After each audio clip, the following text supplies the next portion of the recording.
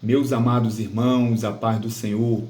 Já quero louvar a Deus, querido, pela sua vida, alunos da nossa classe Abraão, obreiros da nossa congregação em Alto Castro. Louvo a Deus também pela sua vida, você, meu irmão, minha irmã, que assiste esse vídeo. Tem alguns irmãos que solicitam para que a gente envie o link desse vídeo para fazer os devocionais na sua casa. Que Deus te abençoe, a você que está assistindo esse vídeo no nome de Jesus. Sou grato a Deus pela vida do nosso superintendente, presbítero Tomás, e pela vida do nosso pastor Alvani.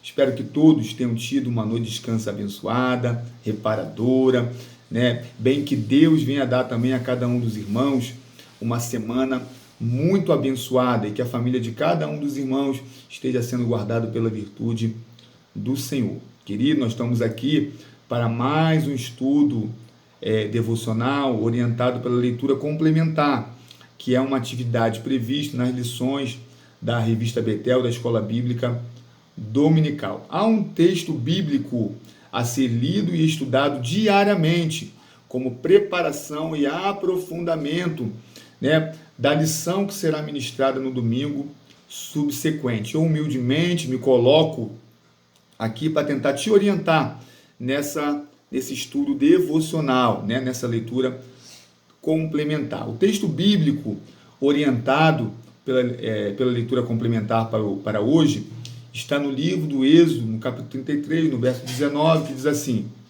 Porém, ele disse, eu farei passar toda a minha bondade por diante de ti, e apregoarei o nome do Senhor diante de ti, e terei misericórdia de quem eu tiver misericórdia, e me compadecerei de quem eu me compadecer. Aleluias, louvado seja o nome do Senhor. Meus irmãos, nós estamos nos preparando para a lição de número 6 do terceiro trimestre. Ao longo desse trimestre, nós estamos estudando as profecias do Antigo Testamento, com ênfase nos profetas menores. Nós já estudamos ao longo, são 12 os profetas menores, né? Nós já estudamos ao longo desse trimestre o livro do profeta Oséias, o livro do profeta Joel, o livro do profeta Amós e o livro do profeta Obadias.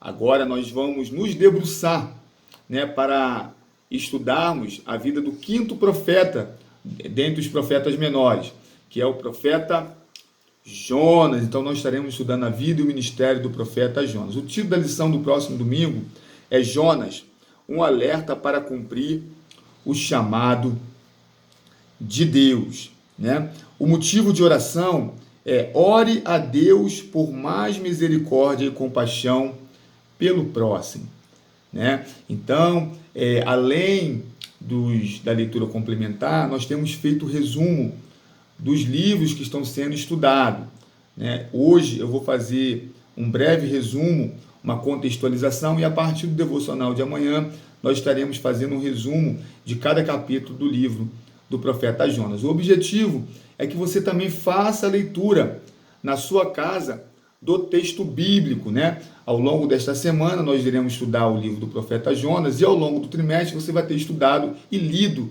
todos os profetas menores. Uma grande peculiaridade do ministério do profeta Jonas é que ele vai ser usado por Deus para levar a mensagem até Nínive, que era a capital do Império Assírico, né? Nós falamos na semana passada que essa peculiaridade coloca Jonas dentro de um grupo com outros dois profetas, que é o profeta Obadias, que nós estudamos, e o profeta Naum, que nós vamos estudar, né? Esses três profetas gozam da peculiaridade de serem usados por Deus para levar a mensagem, né, para fora de Israel, né? Reforçando uma mensagem que os profetas menores possuem em seus livros, que Deus é o Deus das nações, né? Deus é o Deus que rege todas as nações. Então o profeta Jonas, ele vai levar a mensagem até a capital do Império Assírio. A Assíria, né, a capital da Síria, Nínive, ela ficava localizada junto às margens do rio Tigre, na Mesopotâmia, né? Nós, no trimestre passado, falamos bastante até sobre a Mesopotâmia, que significa entre rios, né? É aquela região que fica compreendida entre o rio Tigre e o rio Eufrates. Nas primeiras civilizações, os povos se instalaram ali por ser uma região fértil, sobretudo numa cultura onde a agricultura é o seu principal meio de subsistência, né? Aquele pedaço de terra se tornou muito disputado. Então nós vamos ver que os primeiros impérios, os maiores impérios da antiguidade, foram levantados naquela região.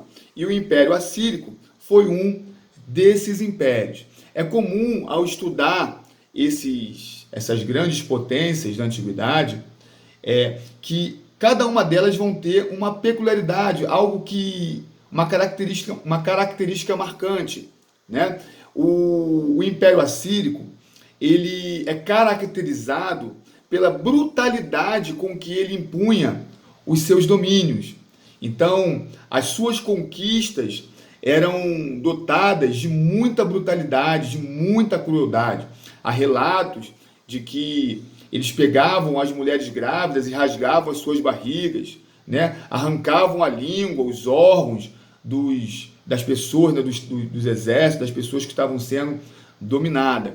Eles gostavam de impor o seu respeito através do medo, né? Quando se ouve falar da brutalidade do Império Assírico, todos temiam.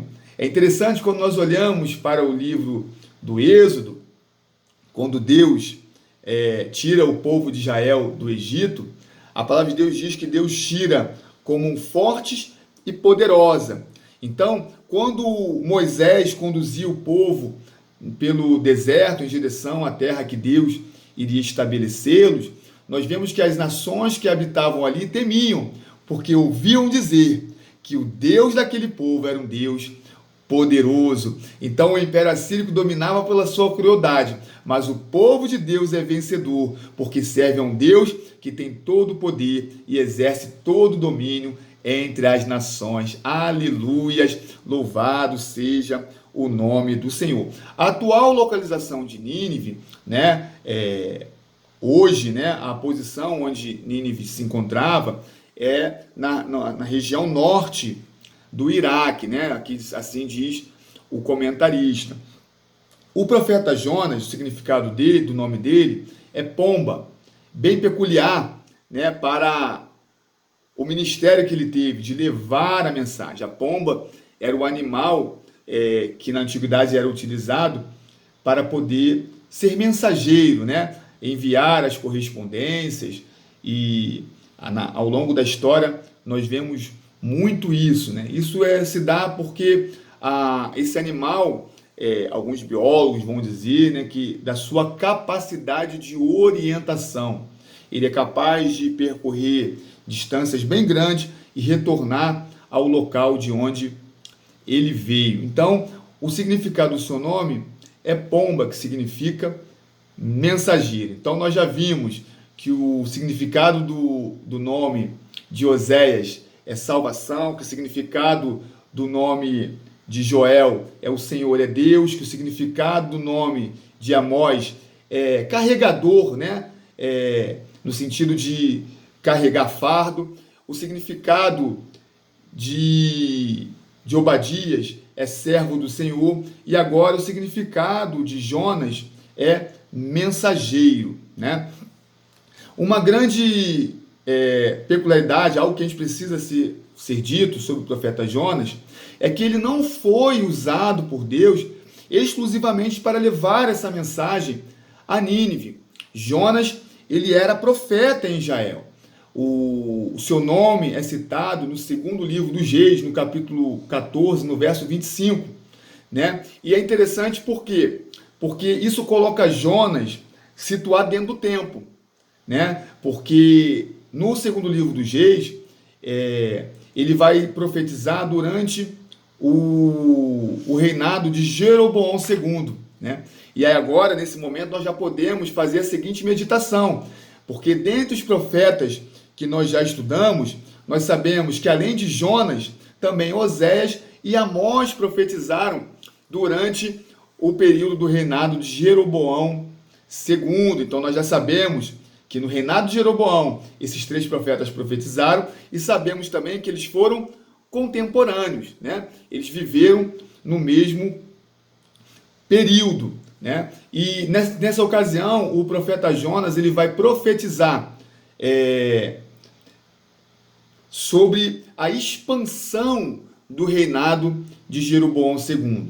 Naquela época, a Síria, não a Assíria, mas a Síria, que está no norte de Israel, havia tomado algumas cidades. E Deus usa o profeta Jonas para profetizar essa expansão, né? Essa retomada de áreas conquistadas. Uma outra coisa interessante é que no segundo livro dos Reis, no capítulo 14, nós vamos ver que o profeta Jonas, ele é da cidade de Gad-Efe, né? O Gad-Efé, né? Que fica na região da Galileia, né? Próximo a Nazaré. Então, isso adiciona as informações acerca desse profeta. O fato é que Deus vai usar Jonas para levar a mensagem até a capital do império mais poderoso da sua época, e que era reconhecido por sua brutalidade e crueldade. E qual era a mensagem? Que Deus iria destruir aquela cidade. Então, diante disso, o profeta ele vai retroceder, né? Ele vai se recusar a cumprir esse mandado do Senhor. Ao longo da lição, nós vamos ver que o profeta não achava aquela nação digna de arrependimento, né? Digna de ser salva pelo Senhor, né? E no texto que nós lemos na leitura complementar, nós vamos ver que Deus, desde a criação do mundo, né, ele já pensava em restaurar todas as nações.